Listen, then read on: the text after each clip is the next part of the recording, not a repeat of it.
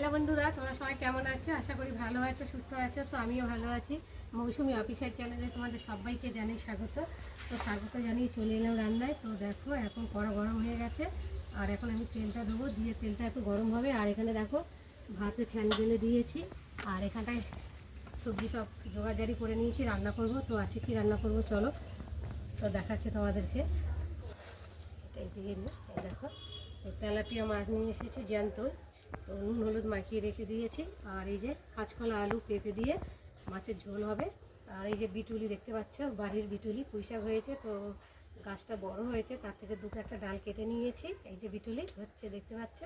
আর এখানটা সিম আছে, বেগুন আছে, আলু আছে, কুমড়ো আছে, দিয়ে চচ্চড়ি হবে। আর সাথে রয়েছে এই যে চিংড়ি মাছ দেখতে পাচ্ছ, এই যে চিংড়ি। আর এখানটা মশলা করে নিয়েছি মাছের জন্য, কাঁচা লঙ্কা কেটে নিয়েছি, জিরে বেটে নিয়েছি, আদা বেটে নিয়েছি, পেঁয়াজ কুচি নিয়েছি, আর কড়াতে তেল দিয়েছি, গরম হয়ে গেছে। আর এখন আমি একে একে মাছগুলো দিয়ে ভালো করে ভেজে নেব।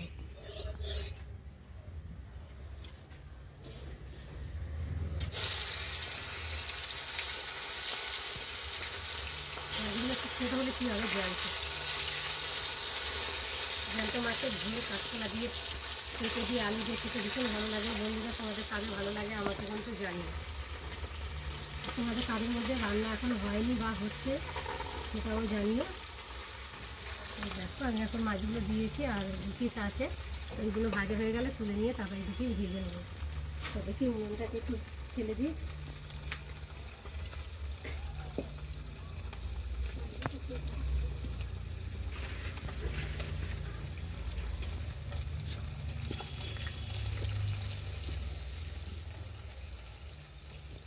মাছগুলো ভাজা হয়ে গেছে, আর এখন আমি একে একে মাছগুলোকে তুলে নেব। তো দেখো কত সুন্দর ভাজা হয়ে গেছে মাছগুলো।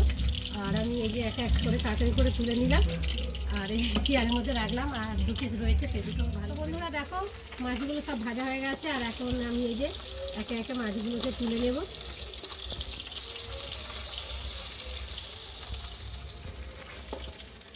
তুলে নিলাম, আর কড়াতে এখন আমি তেল দেব ফোড়নের জন্যে।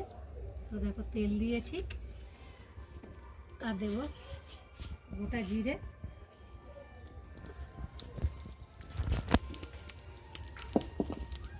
জিরেটা একটু ভালো করে ভেজে নেব। একটু ভালো করে ভাজা ভাজা হয়ে গেছে, একটু একটু ভেজে দিলে তো টেস্ট হয়। তো দেখো, আর এবার দেব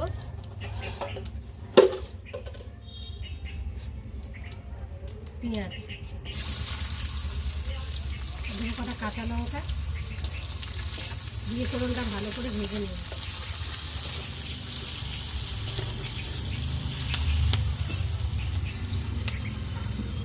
এবার এই দেখো কলাগুলো ভিজিয়ে রেখেছি, সেই কলাগুলো একটু তখন পেঁয়াজটা ভাজা হোক, আর কলাগুলো আমি জল থেকে তুলে নিই, নাহলে জলের সাথে দিলে তো ছিটকাবে, ওই জন্য আমি ভালো করে আগে তুলে নিচ্ছি।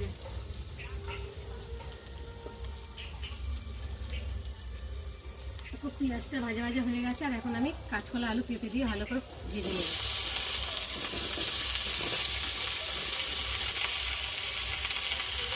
কি আয়রন, ওই হলুদ জল দিয়ে ভিজে রেখেছিলাম কাঁচকলাগুলো, আর দিয়ে নিয়ে এসেছি। আর দেখো কত আয়রন, কলা পেঁপে এইসব ভীষণ আয়রন, আর সেগুলো পক্ষে খাওয়া খুবই ভালো, তাই না বলো?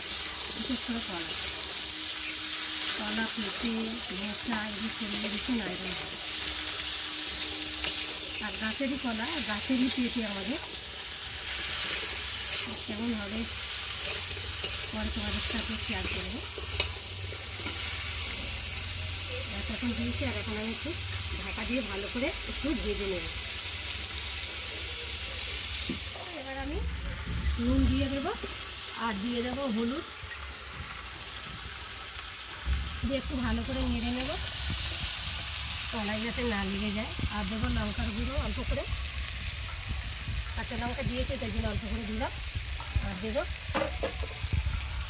জিরে বাটা, আর দেবো আদা বাটা। আর একটু তরকারি হবে তো ওই জন্য রেখে দিলাম, একটু অল্প অল্প করে দিলাম, দিয়ে একটু ভালো করে কষিয়ে নেব।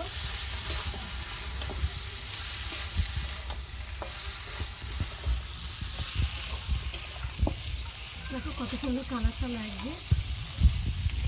তোমরা অনেকে বলেছো যে তরকারি দিলে, কলা তরকারি করলে কলা তরকারি কালো হয়।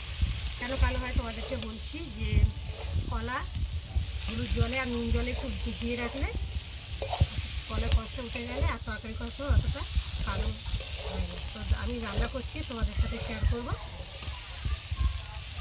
ঠিক আছে, কেমন হচ্ছে ঝোলটা কষানো হয়ে গেছে ভালোভাবে, আর মশলাটা ভালোভাবে ভাজা হয়ে গেছে, মশলা থেকে একটা দারুণ গন্ধ ছেড়ে দিয়েছে। আর এখন আমি জল দিয়ে দেবো।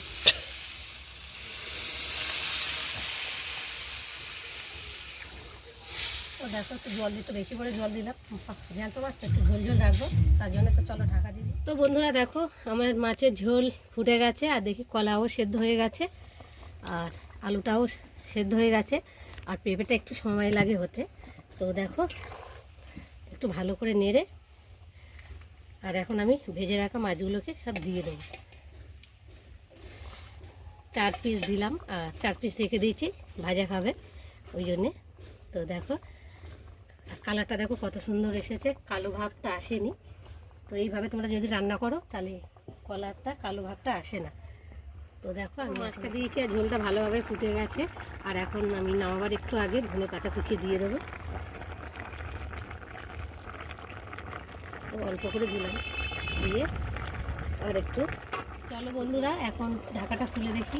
তো ঝোলটা অনেকটাই শুকিয়ে গেছে, আর দেখো কালারটা কত সুন্দর এসে গেছে, তো কালো ভাবটা আসেনি। তো দেখো কত সুন্দর হয়েছে। আর জ্যান্ত মাছ তো একটু ঝোল ঝোল না রাখলে ভালো লাগবে না।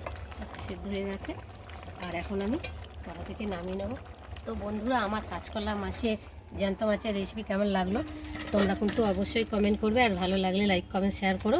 আর আমার চ্যানেলে যদি নতুন হয়ে থাকো তো চ্যানেল। জ্যান্ত মাছের ঝোল রান্না হয়ে গেছে দেখতে পাচ্ছ, আর আমি এখন খেতে বসেছি। তো আজকে রান্না হয়েছে পুঁই শাক, আলু, চিংড়ি মাছ দিয়ে, কুমড়ো, বেগুন টেগুন দিয়ে একটা চচ্চড়ি, আর জ্যান্ত মাছের ঝোল।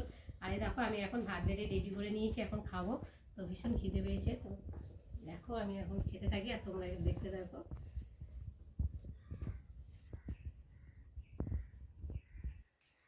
চচ্চড়িটা হেবি সুন্দর হয়েছে, চিংড়ি মাছ যাতে দেবে তাতেই ভালো লাগে, তাই না বলো বন্ধুরা? দেখো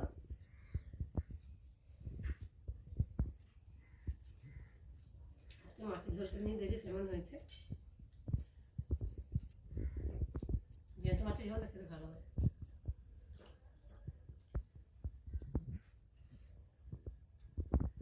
খুব সুন্দর হয়েছে।